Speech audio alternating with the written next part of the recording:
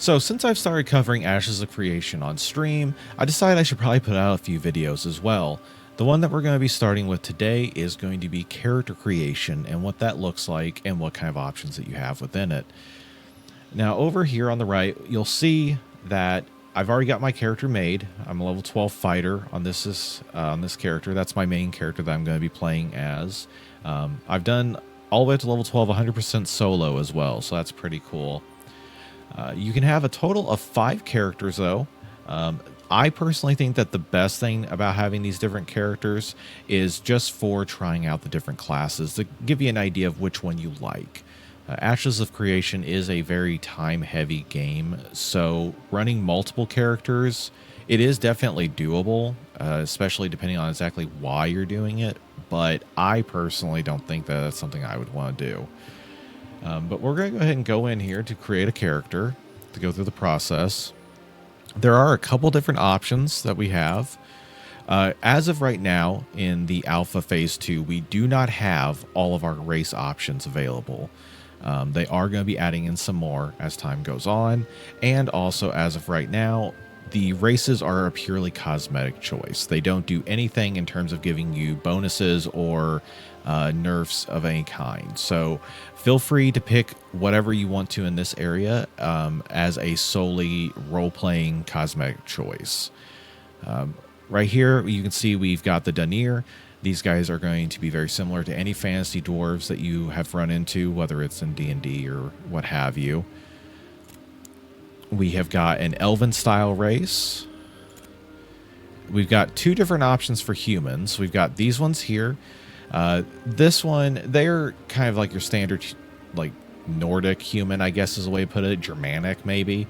And then you've also got a other set of human that are more of like your deserty origins. Like I said, it doesn't really matter. You can change literally any of these to look however you want to. In fact, whenever you click on it, it randomizes the character, so you can see there is variation between them. Like so. And then lastly, we've got the Vec. These ones are basically trolls. Like I said, right now, purely cosmetic. It's just to help you get more into the lore.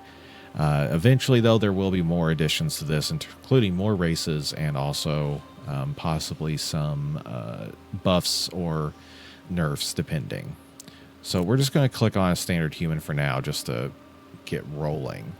Your next choice is your archetype. Now, this is where it actually is going to impact your gameplay. These are your classes. As of the recording of this video, Alpha Phase 2 only has 6 classes available. There are going to be a lot more coming down the road. The first one that we're going to be getting here soon is going to be the Rogue. And then in May, we are going to be getting Summoner at some point. What we have available at this moment, though, is we've got the Bard. We've got Clerics. Fighters, which is the class that I went with. Your Mages. Rangers, and also your tank. So the way this game works, it's very similar to a lot of other MMOs in that your classes each have a role. It's not so much that everyone is the main character like it would be in just a straightforward RPG. In this, the idea is that you're going to be working with a party, and each of you is going to have a very specific role within that party that you're going to be fulfilling. Almost every other MMO out there has done this exact same concept. It's kind of the standard for the genre in a lot of ways. So it really just depends on what your play style is. Me personally, I always like DPS characters. I like dishing out damage really fast. I like being very mobile. It's just kind of what my bag is, and that's why I went with a fighter. The fighter, your whole point is just to get in, wreak havoc, and just be a problem, basically, for the battlefield. Something like the tank is kind of similar. They don't have near the same level of damage output as a fighter does, but one thing that a tank can do is they can just soak up damage. So their point, their whole role, is to get in, get the enemies to focus on them, and just to soak it while the rest of your party unleashes hell upon them. Ranger Ranger is very new to me. I don't know a super ton about Ranger in Ashes of Creation, but one thing that they're really good for is boosting the damage of the rest of the party. And also, they have a little bit of sneaking, so they can help find enemies a little bit easier. And like you can see right here, one of their special abilities is they can put marks onto an enemy, and that increases damage over a short period of time. So they're very useful. They're not, in my opinion, fully a support character, but they are leaning in the support direction. Mage, I think everyone knows mages. You're going to be very squishy in the beginning. They don't have a lot of health. They can't take a lot of damage. And in the very beginning, they're not going to be dealing a lot of damage either. However, as mages get leveled up, they become terrifying. They're going to be just awful. Mages are really good for area of effect stuff. So if you need crowd control, if you just want to blow up an entire area, mages are really good for that.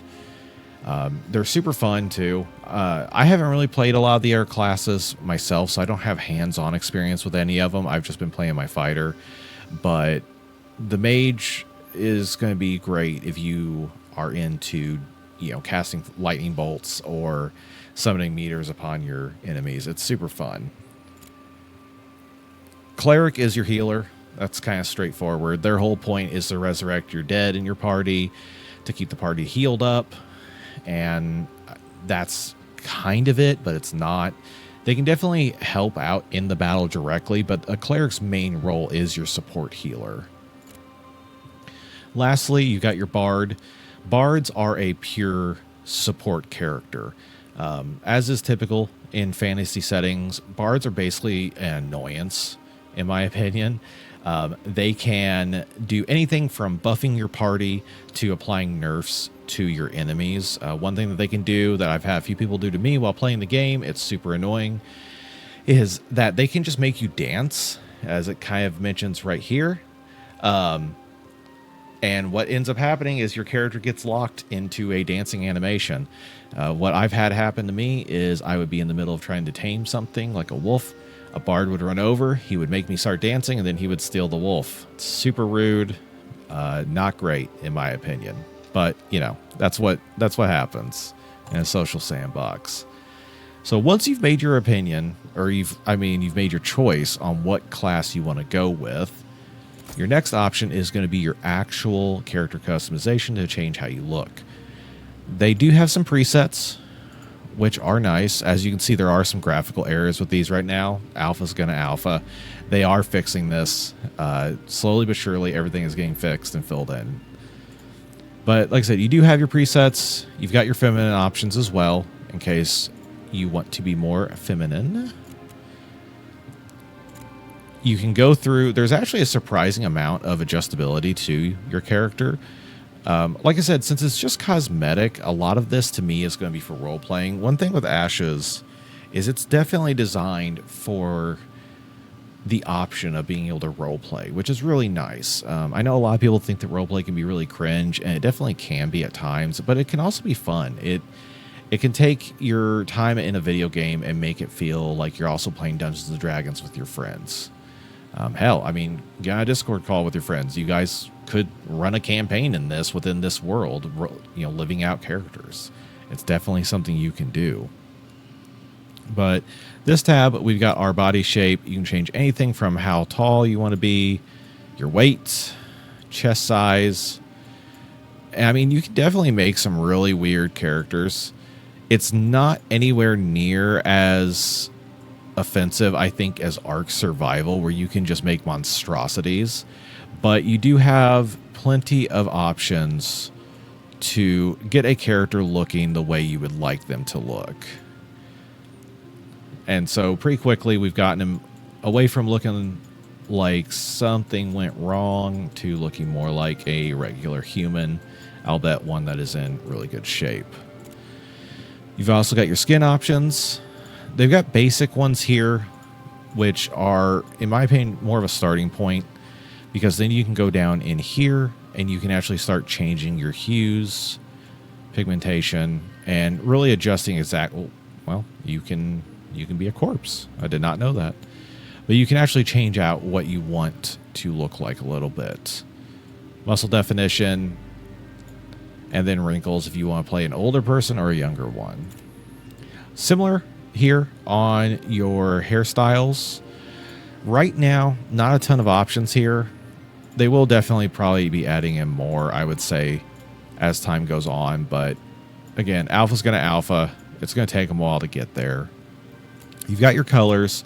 Now, this is one thing that's a little bit, I would say, not very user-friendly with the menus as of right now, is sometimes especially if you're not really paying attention, it can be a little bit harder. I'll show you on the beard. That's where it's the most obvious. But let's go ahead and go over there.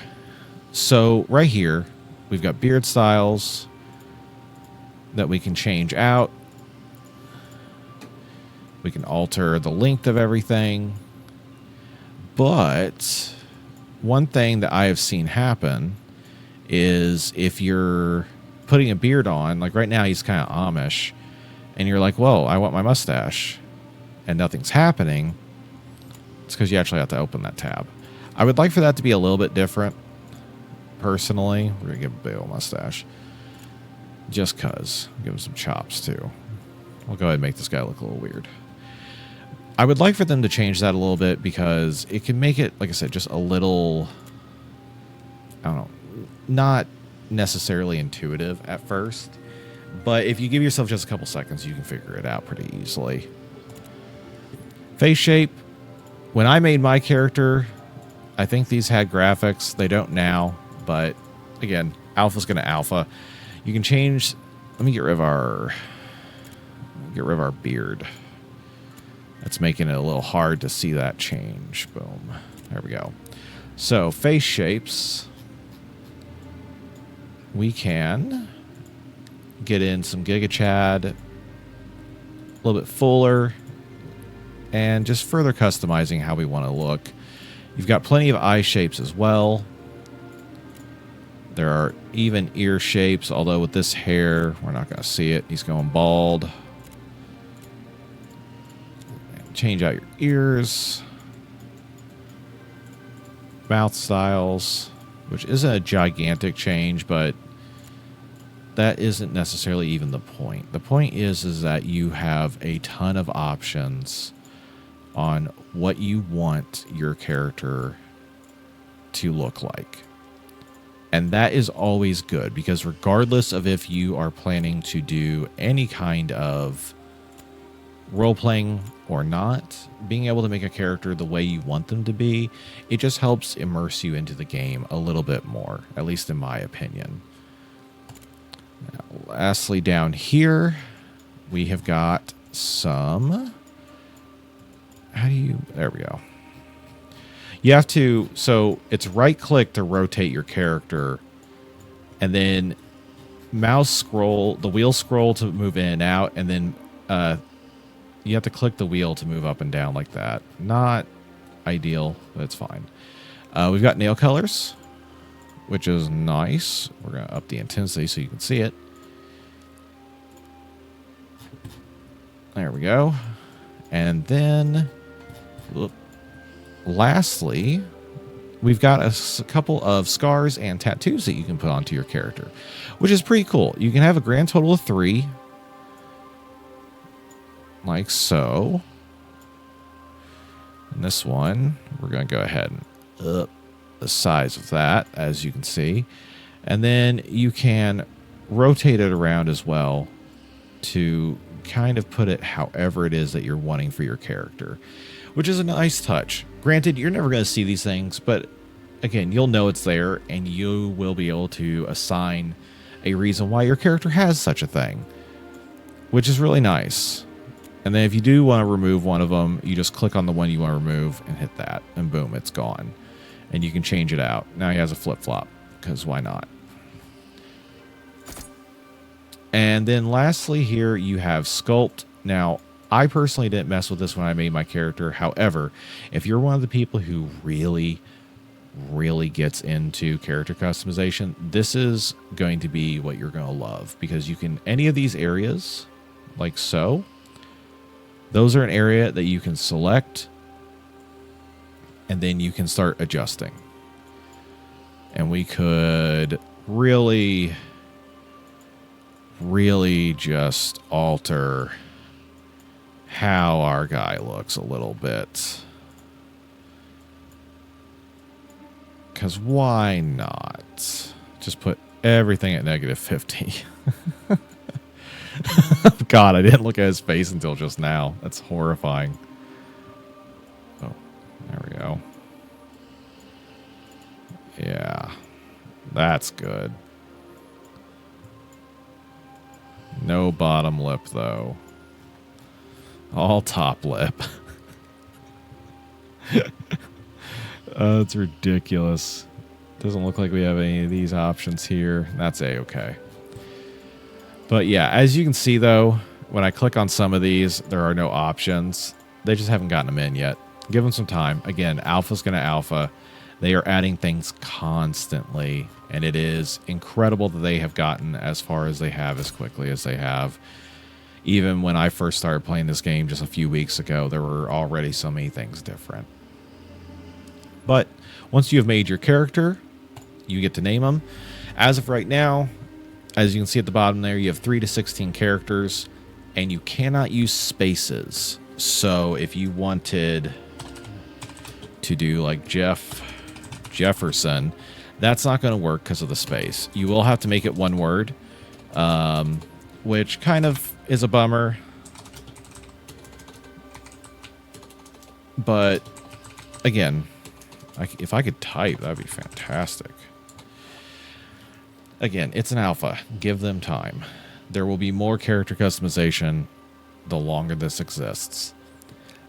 But after you have gone through those, you have given yourself a name, a lovely name of Bob the Tester. You just hit create character, and it will spawn you into the loading screen here, where you can now pick, do I want to play as my actual character who will walk over to you, or do you want to play as your new character, whatever the case may be. If you decide, I really don't like this guy, trash can. And then you just have to type in delete and hit confirm, and he's gone forever. So they don't let you mess it up, which is nice, because if you accidentally delete your main character and not test character or whatever, that would be awful. So basically, that is all there is to the actual character creation of the game. From there, you'll be brought into the world and able to freely explore as you see fit. I will be talking a little bit about that in a later video, so stay tuned. Thank you guys so much for watching. If you liked the video, please hit the like, leave us a comment, maybe even subscribe as well. There will be more content coming, not only on Ashes of Creation, but also on a lot of other fun things.